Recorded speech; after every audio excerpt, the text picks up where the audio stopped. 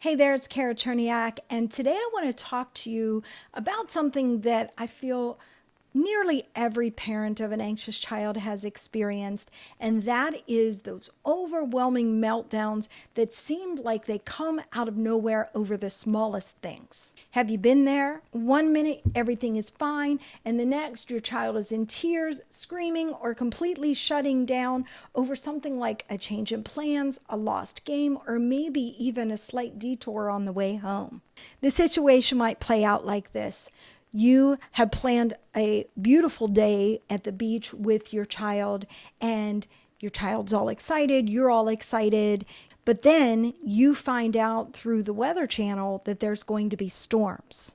So you can't go to the beach, but you decide you'll go to the park instead, and you inform your child of this, and they just lose it.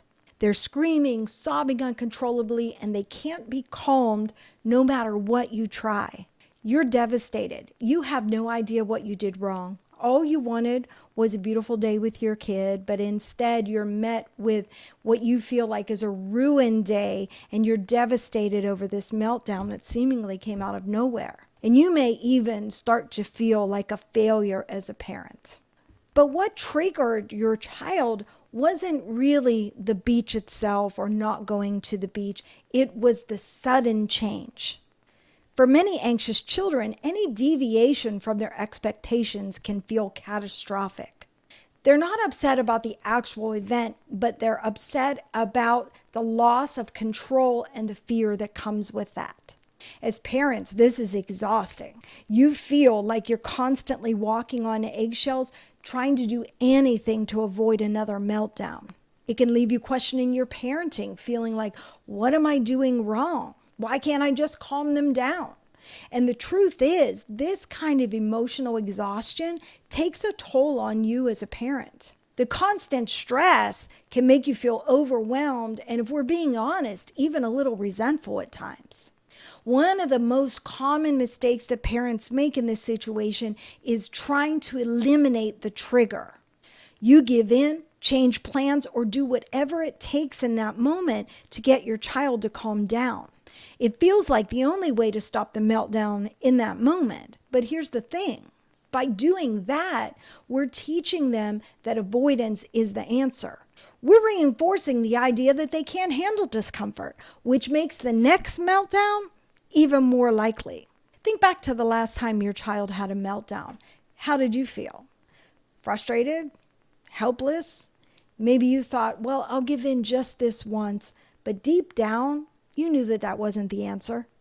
Imagine if you could approach these moments differently. If you could help your child manage their emotions without having to completely change your plans. What would that feel like? Now, I'm not saying that there's a magic button to stop meltdowns overnight, but what if instead of trying to fix the situation immediately, you could guide your child through the emotions that they're feeling in the moment? You acknowledge their anxiety, you let them feel it, but also show them that it's not the end of the world. Over time, they'll learn to manage these feelings on their own. They'll develop their own emotional resilience that they need to face life's inevitable changes. If this sounds like the kind of change that you're ready for, I want to invite you to join my free masterclass. We will go over the foundational principles that can help you start understanding these meltdowns in a new way. You'll begin to explore how your responses either can reinforce the anxiety or help your child through it. This is just the start of a journey towards better emotional regulation, not just for your child, but also for you. So if you'd like to join my free masterclass, head on over to Facebook and join my group, My Worry-Free Kid Program. I can't wait to see you in the next masterclass, and I will also see you on the next video.